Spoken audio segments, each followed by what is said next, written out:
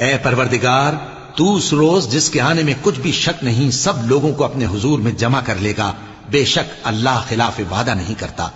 جو لوگ کافر ہوئے اس دن نہ تو ان کا مال ہی اللہ کے عذاب سے ان کو بچا سکے گا اور نہ ان کی اولاد ہی کچھ کام آئے گی، اور یہ لوگ آتش جہنم کا ایندھن ہوں گے۔ ان کا حال بھی فرعونیوں اور ان سے پہلے لوگوں کا سا ہوگا جنہوں نے ہماری آیتوں کی تکذیب کی تھی، تو اللہ نے ان کو ان کے گناہوں کے سبب عذاب میں پکڑ لیا تھا، اور اللہ سخت عذاب کرنے والا ہے۔ اے پیغمبر، کافروں سے کہہ دو کہ تم دنیا میں بھی عنقریب مغلوب ہو جاؤ گے اور آخرت میں جہنم کی طرف اکٹھا کیے جاؤ گے، اور وہ بری جگہ ہے۔ تمہارے لیے دو گروہوں میں جو جنگ بدر کے دن آپس میں بھڑ گئے قدرت الہی کی عظیم الشان نشانی تھی۔